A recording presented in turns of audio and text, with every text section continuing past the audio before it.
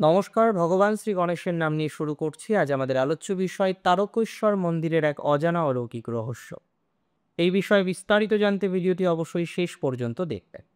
তারকেশ্বর শিব মন্দিরের প্রথম দিক থেকেই ছিল আকর্ষণের কেন্দ্রবিন্দু। এই জায়গাকে ঘিরে রয়েছে বেশ কিছু জল্পনা। বিষ্ণুদাস নামের এক ভক্ত অজন্তা থেকে হুগলিতে এসে বসবাস শুরু করতেন। একদিন তার ভাই জঙ্গলে গিয়ে আশ্চর্য জিনিস লক্ষ্য করেন। তিনি দেখেন যে গরুরা প্রত্যেক দিন এসে একটি বিশেষ জায়গায় দুধ অর্পণ করে। সেখানে গিয়ে তিনি এক বিশেষ পাথর দেখতে পান। এই সময় বিষ্ণুদাস স্বপ্নদেশ পান যে এই পাথর স্বয়ং মহাদেব।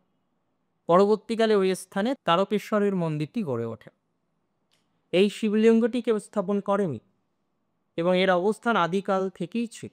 অন্যান্য শিবলিঙ্গ থেকে এটা একদমই ভিন্ন।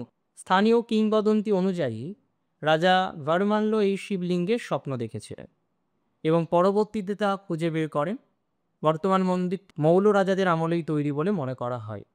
এই মন্দির মূলত আটচালা বিশিষ্ট, যার সামনে একটি নাট মন্দির আছে। এছাড়াও রয়েছে দেবী কালী এবং লক্ষ্মী নারায়ণের মন্দির। বহু ভক্ত নিজের জীবনের ইচ্ছে পূরণ করতে তারকেশ্বর মন্দিরে আসেন। সর্বোপরি বিভিন্ন নারী এখানে বাবার মাথায় জল অর্পণ করতে আসেন। তবে নর বা নারী নয়, সকলেই আসে। তবে নারীদের মনের অনেকের আবার ইচ্ছা থাকে যাতে শিবের মতো তারা স্বামী পায়। আবার অনেকেরই সন্তান লাভের আশায় এসে থাকে। অনেকে এখানে মানত করে, আবার অনেকে দণ্ডি কাটে। পুজো দেওয়ার পাশাপাশি দুপুরবেলা ভোগ প্রসাদের ব্যবস্থাও আছে। এখানে মন্দিরের উত্তর দিকে দুধ পুকুর নামে একটি জলাশয় আছে।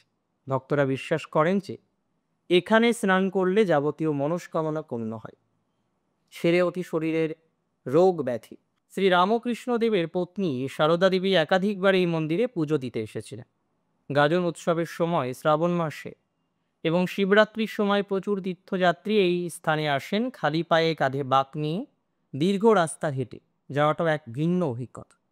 তাছাড়া এই বিশেষ রীতি যুগে যুগে ভক্তিপ্রাণ মানুষের মধ্যে মানসিক সংযোগ স্থাপন করেছে।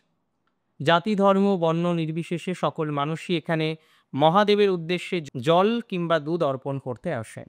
মূলত 1729 সালের এই তারকেশ্বর মন্দিরের প্রথম সূচনা হয়েছিল। তারকেশ্বর যাত্রার একটি জনপ্রিয় কথা বলে বাবা পারকারিতা। মন্দিরের ধর্মীয় ইতিহাসের দিকে তাকালে এরকম বিভিন্ন রোমাঞ্চকর কথার উল্লেখ পাওয়া যায়। এই মন্দির বাঙালির জীবনে এক ভিন্ন মাত্রা যোগ করেছে। তো কেমন লাগলো আজকের ভিডিওটি? ভালো লেগে থাকলে অবশ্যই একটি লাইক করবেন। আর আপনারা আমাদের কমেন্টে জানান পরবর্তীতে কোন বিষয়ে আপনি ভিডিও দেখতে চান। আমাদের চ্যানেল অ্যাস্ট্রো তমাল স্পিরিচুয়ালকে সাবস্ক্রাইব করেও আপনি রাখতে পারেন। অনেক ভালো থাকুন। জয় শ্রী গণেশ।